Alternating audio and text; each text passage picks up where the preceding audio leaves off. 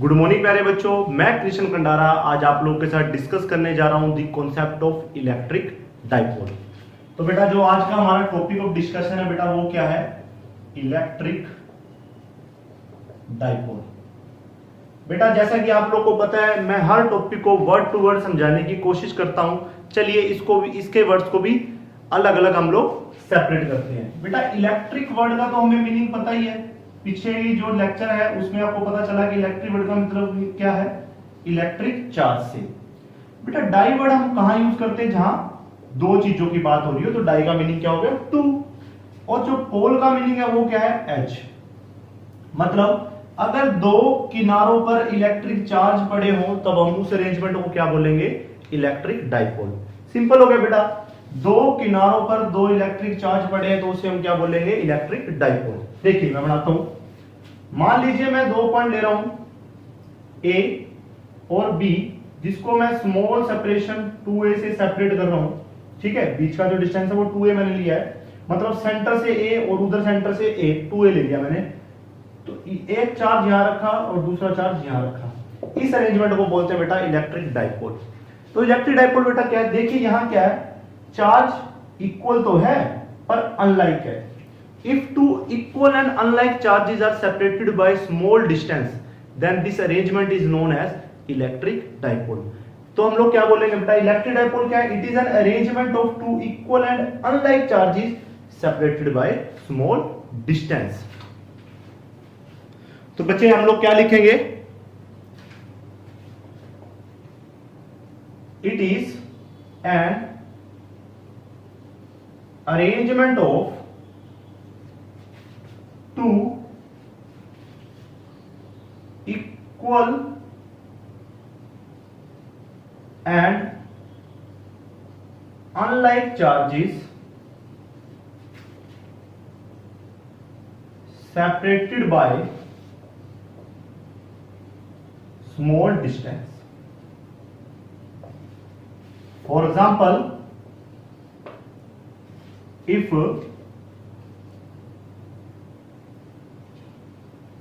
two electric charges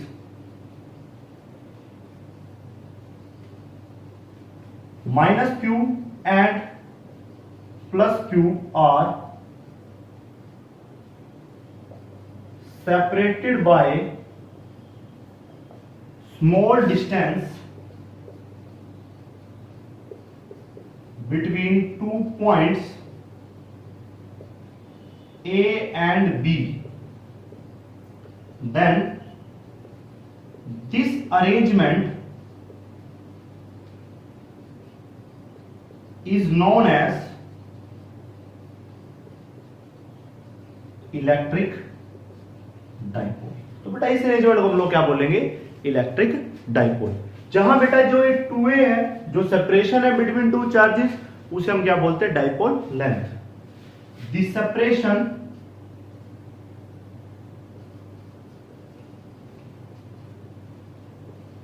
between two charges of electric dipole is called dipole length। ठीक है बच्चे, तो ये हो गया हमारे पास कॉन्सेप्ट इलेक्ट्रिक डाइपोल के बारे में। अब बच्चे आप लोग हो गए सर हम क्यों माने ये इलेक्ट्रिक डाइपोल है? कोई लाइव एग्जांपल बताओ। चलिए बताता हूं आपको एक लाइव एग्जांपल।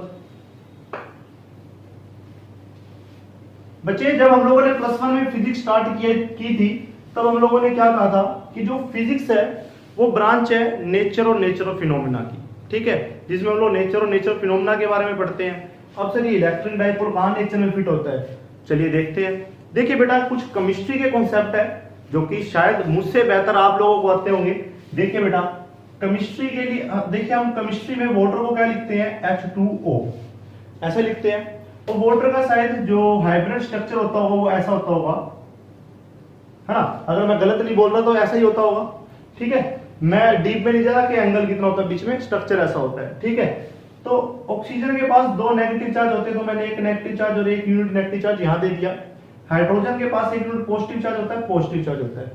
बच्चे देखिए equal and opposite charge separated by small bond length, electric dipole है ना, नेचर फिनोमेना इलेक्ट्रिक डाइपोल है ना। इन सभी चीजों की स्टडी के लिए हमें फिजिक्स के अंदर इलेक्ट्रिक डाइपोल के कॉन्सेप्ट को पढ़ना पड़ता है, ठीक है, समझे बात सर। और एग्जांपल दीजिए, जैसे कि NH3 हो गया बेटा। तो बेटा जैसे कि आप लोगों को ज्यादा बेहतर से पता है कि नाइट्रोजन के पास 3 यूनिट नेगेटिव चार्ज होता है और हाइड्रोजन के पास 1 unit positive charge. Two equal and opposite charge separated by small bond length is called electric dipole, है ना इलेक्ट्रिक डाइपोल। तो इलेक्ट्रिक डाइपोल के इस कॉन्सेप्ट को पूरा हम लोग समझते हैं, आगे तक लेके जाते हैं। चलिए आगे बात करते हैं।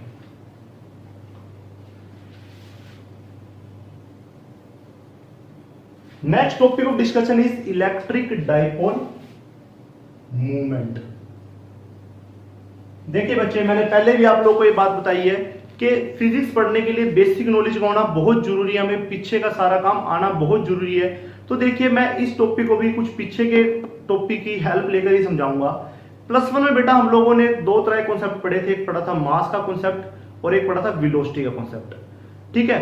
मास मल्टीप्लाई बाय वेलोसिटी, दोनों का प्रोडक्ट बेटा क्या था, लीनियर मोमेंटम। लीनियर मोमेंटम हमें क्या बताता था कि कोई मास कितनी वेलोसिटी से मूव कर रहा है, मतलब हमें स्ट्रेंथ बताता था उसकी मूवमेंट की, मोशन की स्ट्रेंथ बताता था। हम काइनेमेटिक चैप्टर में बात पढ़ रहे थे ना, तो काइनेमेटिक क्या था, बेसिकली मोशन के बारे में चैप्टर था। तो मास मल्टीप्लाई वेलोसिटी मतलब लीनियर मोमेंटम हमें क्या बता रहा था, मोशन की स्ट्रेंथ, ठीक है बेटा। इसी तरह से इलेक्ट्रिक डाइपोल मूवमेंट भी क्या है, डाइपोल की स्ट्रेंथ से रिलेटेड एक टर्म है। तो हम लोग क्या लिखेंगे, it is a term related to the strength of electric dipole। बच्चे कैसे, आप पूछोगे सर कैसे, तो हम पीछे वाले डाइपोल का एग्जांपल लेते हैं। A point, B point, small distance 2a, -q and +q। बेटा यहां हमारे पास कौन सी 2 फिजिकल क्वांटिटीज है, देखिए बेटा, एक तो है चार्ज, दोनों का मैग्नीट्यूड इक्वल ही है, तो एक ही चार्ज कंसीडर कर लेता हूं, चार्ज और डाइपोल है। जैसे बेटा वहां हम लोगों ने मास की मल्टीप्लाई की थी वेलोसिटी के साथ, बेटा यहां चार्ज की मल्टीप्लाई डाइपोल लेंथ के साथ, ये भी स्ट्रेंथ बताएगा। और इसी टर्म को हम लोग क्या बोलते हैं, electric dipole movement.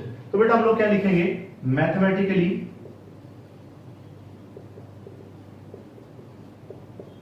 it is given by product of magnitude of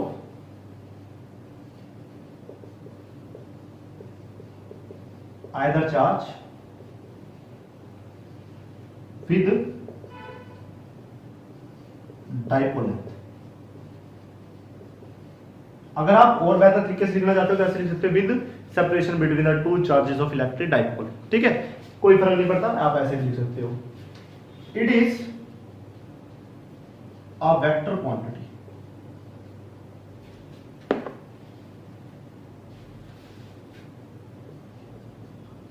it is a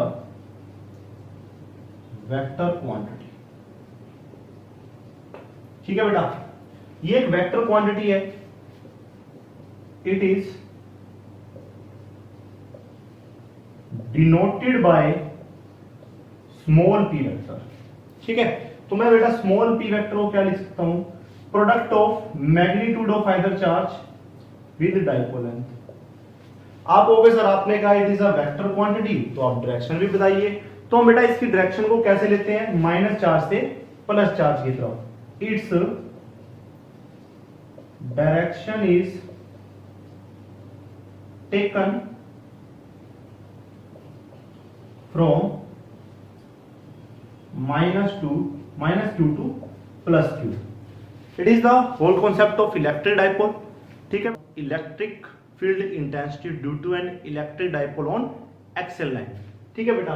देखिए सबसे पहले तो हम लोगों ने कंसीडर किया है एक इलेक्ट्रिक डाइपोल जो कि बना हुआ है -q और +q चार्जेस से, जो कि पॉइंट A और B पॉइंट के बीच में है, जिनकी सेपरेशन कितनी है, 2a है, 2a क्या होगी, डाइपोल लेंथ होगी हमारे पास। ठीक है, तो बच्चे देखिए सबसे पहले क्वेश्चन उठता है कि सर एक्सिस लाइन क्या है।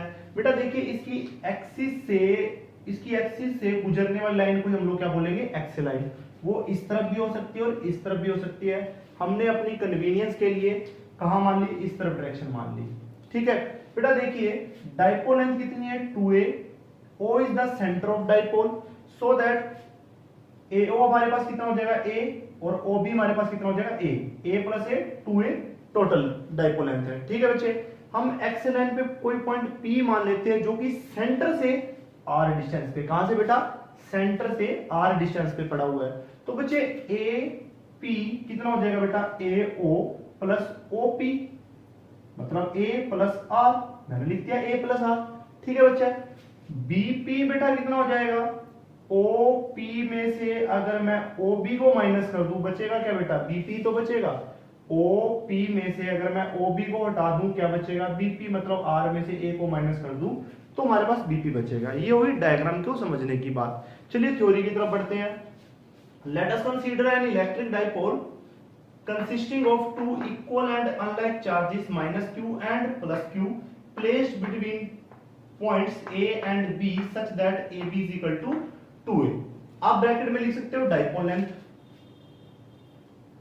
Dipole length. ठीक है, कोई दिक्कत नहीं है।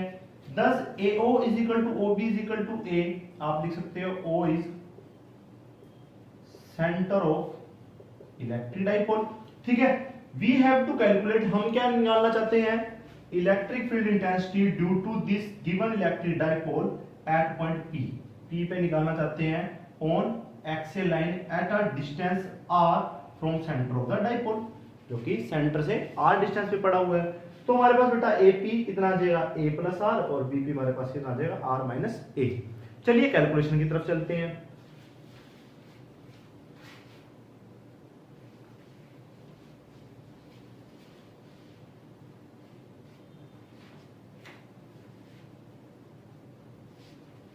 बच्चों देखो हम अलग अलग करके फील्ड निकाल लेते हैं। पहले निकाल लेंगे माइनस क्यू के कारण यहां फील्ड, फिर निकाल लेंगे प्लस क्यू के कारण यहां फील्ड। ठीक है, तो स्टेप फर्स्ट में मैं क्या कर रहा हूं, step first, electric field intensity at point P due to minus Q charge, उसको बच्चे मैं क्या बोल दूंगा, E1 कह देता हूं। ठीक है, कितना आएगा बेटा, 1/4 pi epsilon not magnitude of source charge by में r स्क्वायर बेटा क्या आएगा, AP स्क्वायर। ठीक है बेटा, मेरे पास बच्चे कितना आ जाएगा, 1/4 pi epsilon naught q by में AP स्क्वायर कितना हो जाएगा, मैं r प्लस a का होल स्क्वायर लिख लेता हूं। a प्लस r या r प्लस a एक ही बात है, मैं r प्लस a का होल स्क्वायर लिख लेता हूं। ये आगे मेरे पास E1। बच्चे आप लोग होगे सर आपने तो कहा था E1 तो एक वेक्टर क्वांटिटी है, तो वेक्टर क्वांटिटी डायरेक्शन बतानी पड़ेगी, तो वेक्टर क्वांटिटी लिख देते हैं। डायरेक्शन कैसे होगी, हम हमेशा टेस्ट चार्ज को पॉजिटिव चार्ज मानते हैं, मैं लास्ट वीडियो में बताया था आपको। तो बेटा नेगेटिव पॉजिटिव को अपनी तरफ अट्रैक्ट कर रहा होगा, तो हम लोग क्या लिखेंगे, टूवर्ड ए की तरफ आ रहा होगा। ठीक है, इसी तरह से स्टेप 2 के अंदर हम लोग क्या कर लेंगे बच्चे, electric field intensity at point P due two plus Q charge, मैं डायरेक्ट लिख रहा हूं बेटा, E2 कितनी आ जाएगी हमारे पास, 1/4 pi epsilon not, source charge क्या है Q बाय में BP स्क्वायर कितना है बेटा, R माइनस A का होल स्क्वायर।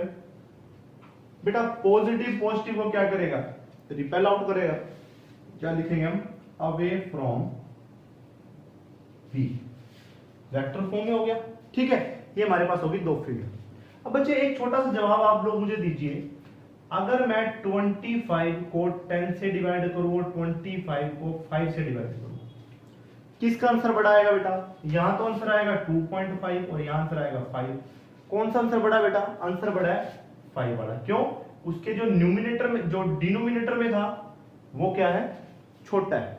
अगर न्यूमिनेटर सेम हो और डिनोमिनेटर में छोटी रकम हो तो आंसर हमेशा बड़ा आता है, ये बात ध्यान होगी। देखिए बेटा न्यूमिनेटर तो दोनों का सेम है, Q और Q। डिनोमिनेटर में यहां R प्लस है और यहां R माइनस है, ये छोटा है ना। डिवाइड में अगर छोटी रकम आएगी तो आंसर बड़ा आएगा, ठीक है।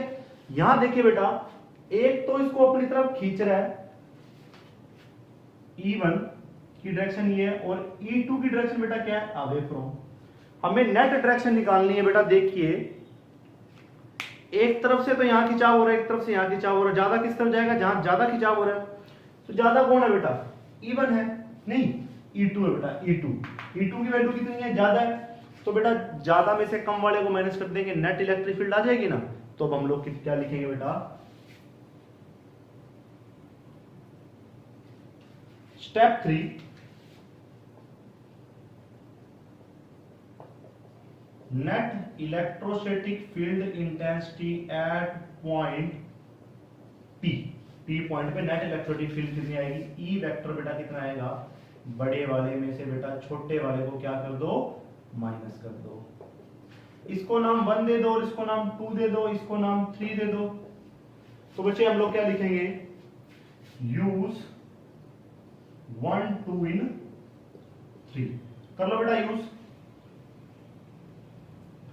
E वेक्टर बेटा हमारे पास क्या आएगा, 2 बेटा क्या है, Q by 4 pi epsilon not R minus A का whole square minus Q by 4 pi epsilon not R plus A का होल स्क्वायर। ठीक है बेटा। तो हम लोग क्या क्या करेंगे बेटा, हम लोग Q by 4 pi epsilon naught को ले लेंगे कॉमन। अंदर हमारे पास क्या बचा, 1 बाय R माइनस ए का whole square minus 1 by R plus A का होल स्क्वायर। ठीक है बेटा, एलसीएम ले लो बेटा अंदर, Q by 4 pi epsilon naught. देखिए बेटा ये इधर दोनों की मल्टीप्लाई, R प्लस ए का whole square minus R minus A का whole square divide by R minus A R plus A. मैं इकट्ठा होल स्क्वायर लिख दूंगा दोनों का,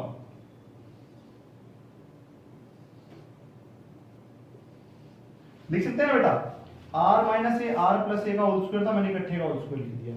ठीक है बच्चे, चलिए हम लोग चलते हैं अब नेक्स्ट टर्म की तरफ। तो नेक्स्ट टर्म जो हमारे पास रहेगी वो क्या रहेगी, equal Q by 4 pi epsilon not, अंदर बेटा स्क्वायर खोल दीजिए, A square plus B square plus 2ab। ठीक होला बेटा, माइनस हमारे पास ऑलरेडी पड़ा है, तो हमारे पास A square plus B square minus 2ab है ना, A square plus B square minus 2ab। By में देखिए बेटा, R minus A R plus A minus B A plus B की आइडेंटिटी लगेगी, वो क्या होती है, A square minus B square. But हमारे पास ऊपर एक और स्क्वायर पड़ा है, एक और स्क्वायर पड़ा तो लिख दिया हम लोगों ने। चलिए आगे डिस्कस करते हैं, Q by 4 pi epsilon not R square plus A square plus 2ar minus of R square minus of A square plus 2ar।